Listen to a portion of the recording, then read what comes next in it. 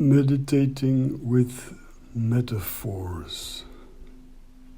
Next time I'll read you the 42nd through the 52nd metaphors and their accompanying reflections, and a little joke.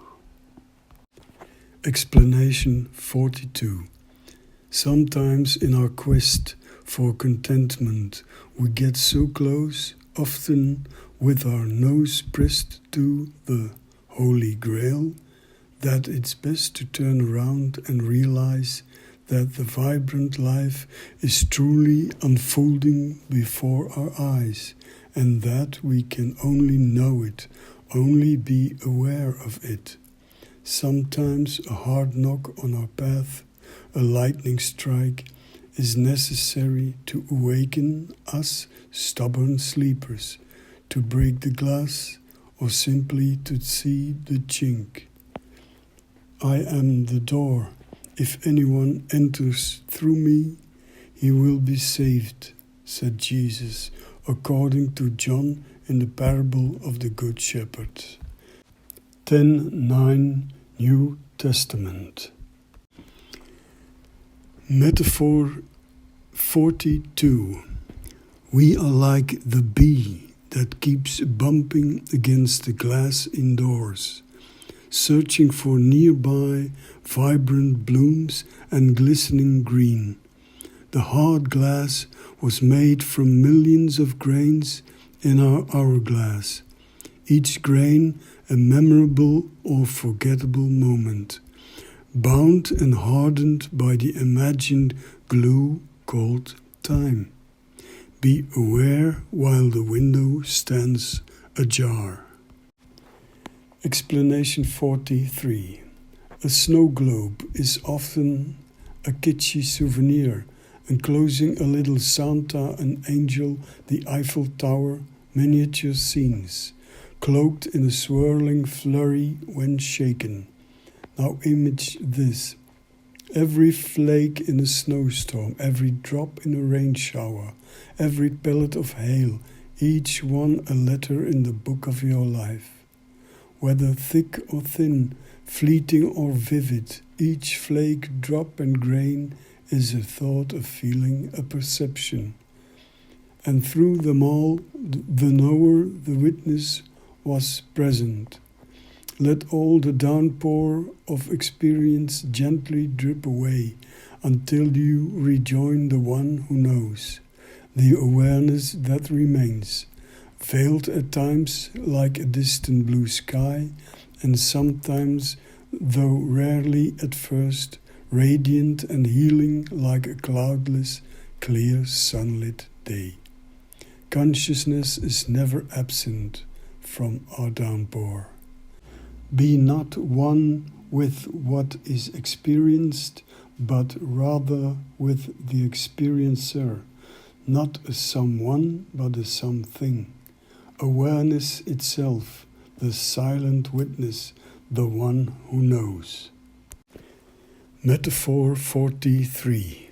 Before your morning meditation, stirred by dreams, and before your evening meditation, stirred by daydreams, let everything inside your snow globe gently fall, in complete silence, flake by flake, until clarity is restored anew.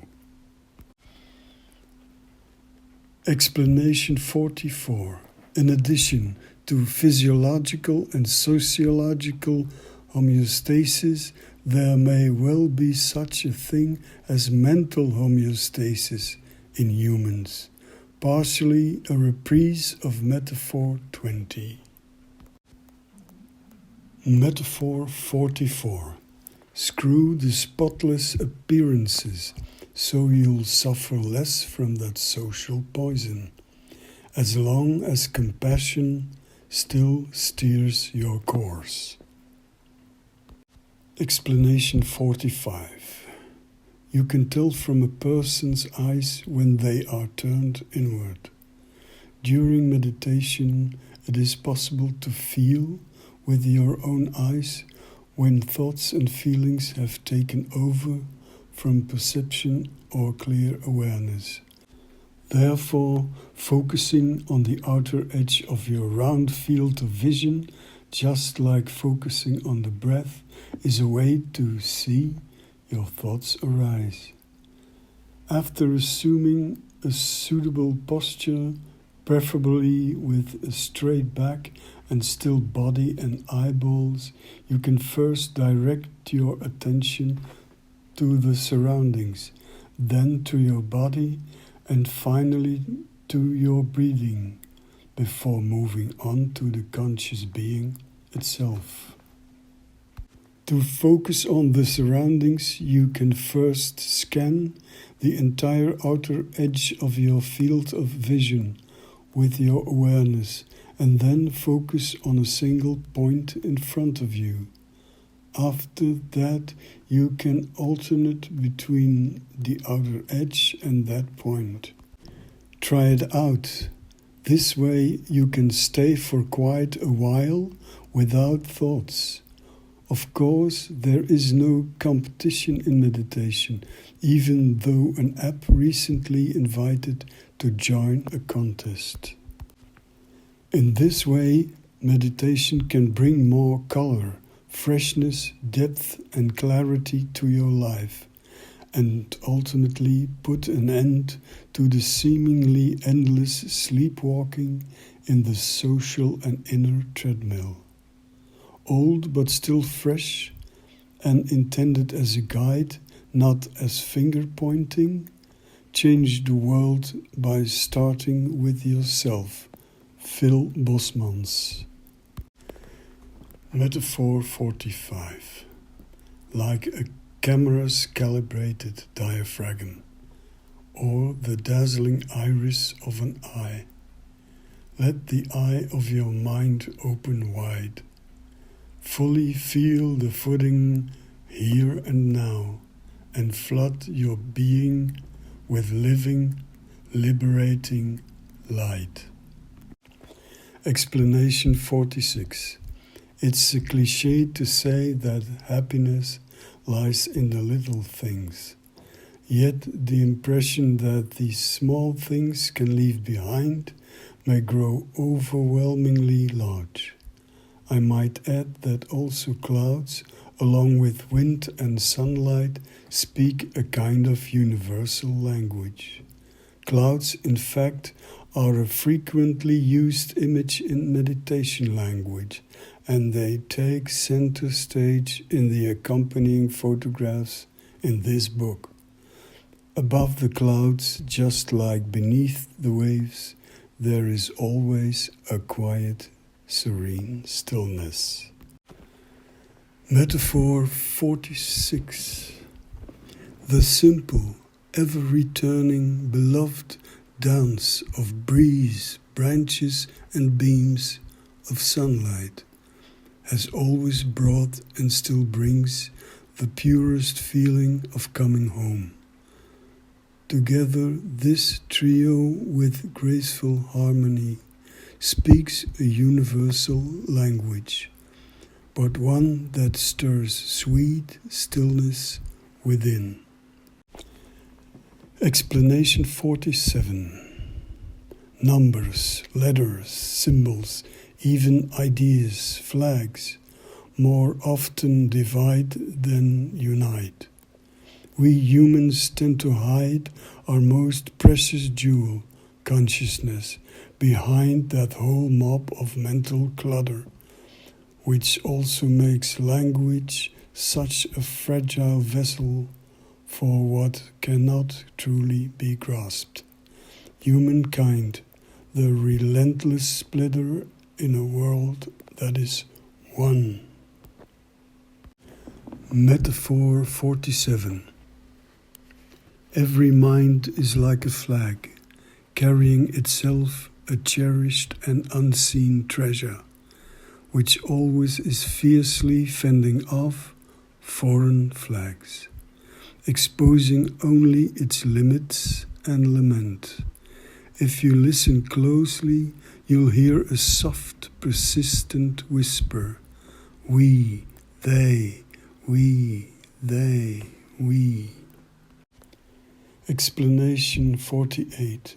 The element argon in natural situations practically does not form bonds with other elements and has thus been drifting for eons throughout the universe, through animals, humans, and so on.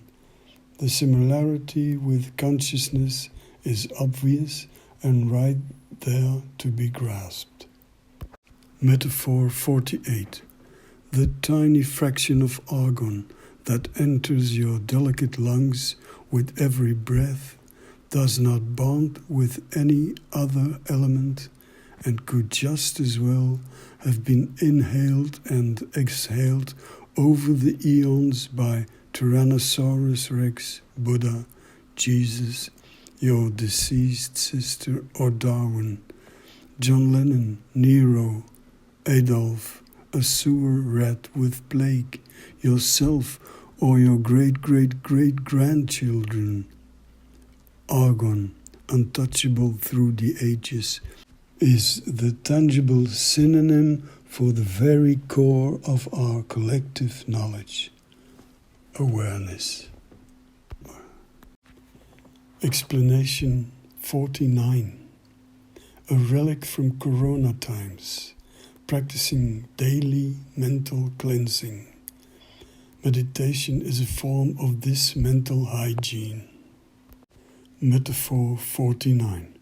A thought, though a fleeting figment, can foster feelings that form moods and mold habits. Therefore, just as hand-washing heals and hinders the spread of harmful viruses, why not weave in some mental maintenance and mindfully massage your mind multiple times daily? Explanation 50. Nothing against competent psychiatrists and their solid practices, especially when something has gone awry. The one collecting and printing these words has had his fair share and became, through that process, more whole, more clear, through the same principle as in meditation. You are good enough as you are. Psychosopha is here the classic psychiatrist's couch. Again, meditation is medication. Meditation can, of course, help with many things, especially when one starts young. But it is not, in many cases, a full replacement for psychiatric care. It's and not or. As noted in explanation 34, the short-term memory allows for quick and close engagement, and between the moment a bird is caught and the impulse to react, one can find the small but real window of freedom and use it to decide whether or not to release the bird, as described in meditaphor of the bird catcher. It is therefore possible, in a state of high but relaxed alertness, within a state of being flow, to catch the thought even before it becomes a chain of thoughts, or a reaction, impulse, or automatic response that sweeps you away toward misty realms or unwanted states. Moreover, it may even occur that during a certain period you become aware of everything arising within you as it happens, and can let it go immediately, in rhythm with the flow of pure presence. Metaphor 50. Let thought after thought arise. Now, vividly, observe and recognize them, and let them dissolve before turning into action. Rather this than trying to revive the dead past, old memories and dreams, somewhere far from home on some cold, costly psycho sofa. Explanation 51. The guide doesn't have to be a mountain guide.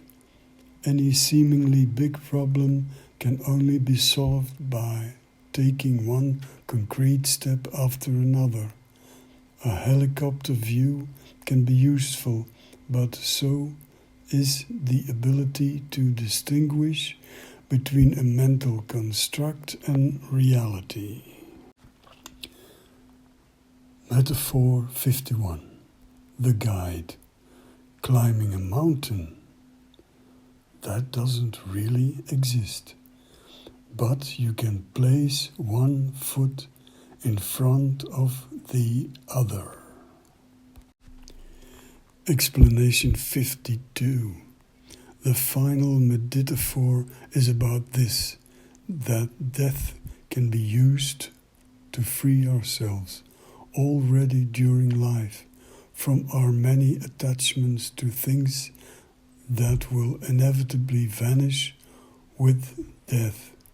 Krishnamurti, see for instance his book The Only Revolution, was the source of inspiration here.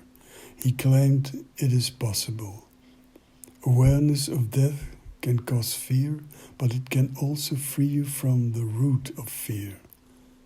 Coda, from the Latin cauda, meaning tail, is a musical term. And one more thought. The good deeds you offer a loved one before their death reduce the need for expensive words and bitter tears after their death. Metaphor 52. In every second, a silent Coda slumbers, so the shadow of death slings softly inside with me wherever I enter, ready at any moment to cast off all I call mine. Am I capable now to cut once and for all the chains in my constantly chattering mind? Perhaps the time is ripe for a little joke. Every master is, after all, just a human being. Timidly, the monk approaches and poses his question. The master, with a sigh and a frown, still too much ego. The monk, gently smiling, replies, In me too, master. To be continued.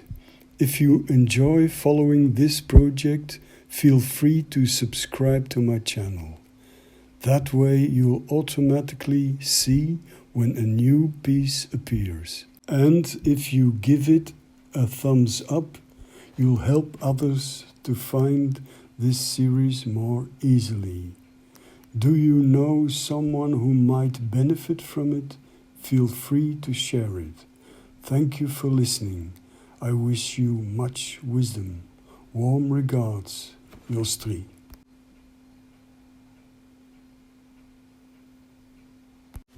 Next time, I'll read you parts 1, 2 and 3 of the epilogue, followed by a short word of thanks and a closing reflection.